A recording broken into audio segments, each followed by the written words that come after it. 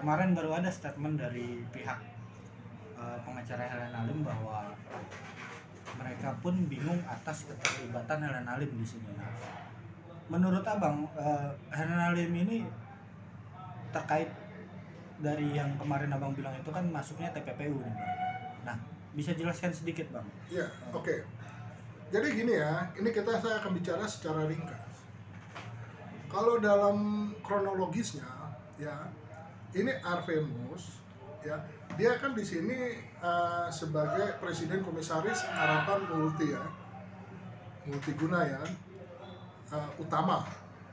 Nah, namun di dalam konteks ini dia mewakili dari PT Rifan Bangkatin, ya, mewakili untuk berkomunikasi dengan Mokhtar Rija Falifi Tabrani, ex-direktur PT Timah Tbk.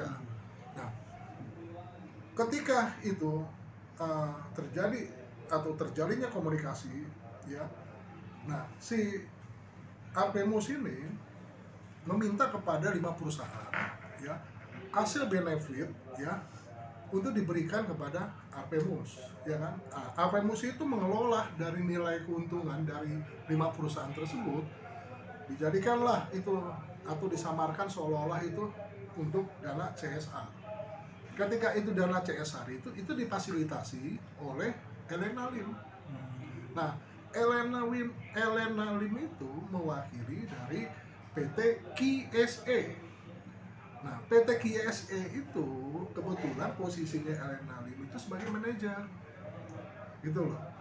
Nah, karena Helena Lim, ya, itu menerima dari nilai benefit yang dikumpulkan dari 5 perusahaan kepada Arvemus, artinya menerima dari Arvemus, dia dikenakan di situ pasal 5 di dalam Undang-Undang Nomor 8 tahun 2010. Jelas banget kok itu. Di situ disebutkan siapa yang menerima titik-titik menukarkan titik-titik, itu nyata-nyata di situ. Jelas banget, real banget. Artinya Helena Lim ini salah satu tersangka TPPU yang aktif bang, bisa dibilang itu. Kalau untuk sementara dia dinyatakan sebagai orang yang melakukan tindak pidana pencucian uang secara aktif, itu perlu ditelusuri. Makanya saya katakan begini, ini kan eksistensi ada PT KSE. PT KSE ini diwakili oleh Helena Lim, ya, untuk mengelola dana CSR yang uangnya itu dari Arvemus, ya kan? Arvemus itu yang mengkolek benefit dari 5 perusahaan. Nah, pertanyaan saya, 5 perusahaan tersebut dengan PT KSE itu bagaimana korelasinya? Nah, itu kan perlu diinvestigasi oleh pihak Kejagung. Orang bertanya-tanya, ya kan, mengapa bisa demikian? Nah, kalau itu nanti dalam perkembangannya memang terbukti secara sistematis ada hubungan antara korelasi PT KSE dengan 5 perusahaan tersebut, ya, tentunya itu bisa dikembangkan atau bisa diperluas kasus tersebut menjadi tindak pidana pencucian uang secara aktif. Saya rasa demikian. Artinya berarti dengan ini pernyataan dari pihak Helena Lim bisa dibantah dong kalau mereka tidak tahu apa-apa. Saya mohon maaf ya, saya khawatir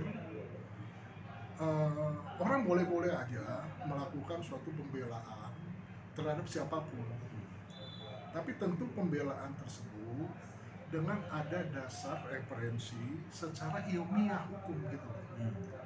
Jangan serta-merta apa yang sudah diproses, ya, di kelembagaan dari Kejaksaan Agung, ya, itu dinyatakan atau dibantah dengan dalil-dalil yang tidak jelas. Misalnya dikatakan bahwa misalnya Helena Lim tidak terlibat.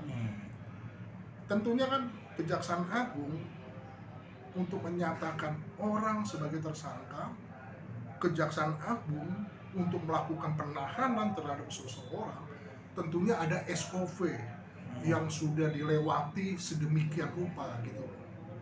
Kita juga harus patuh, ini negara hukum gitu loh. Jangan sampai, ini mohon maaf, seperti kayak Tony Taslim. Itu adiknya dari Tamron Taslim alias Aon sebagai official ownership ya dari perusahaan Venus Inti Perkasa. Itu kan dia ditahan karena terlibat dengan adanya obstruction of justice, menghalang-halangi penyidikan dari posisi dia sebagai pihak swasta. Itu Tony Taslim. Jangan sampai juga hal seperti itu terjadi gitu loh. Saya care juga gitu loh. Kita sama-sama sebagai advokat ya kan. Itu kan rekan. Ya kan? Dan banyak contoh lain lagi dalam kasus yang lain. Ada si A, ada si B, ada si C yang memang dia berprofesi advokat. Tapi karena dia melakukan obstruction of justice, dia pun hanya masuk dalam bagian dari tindak pidana korupsi. Saya rasa demikian.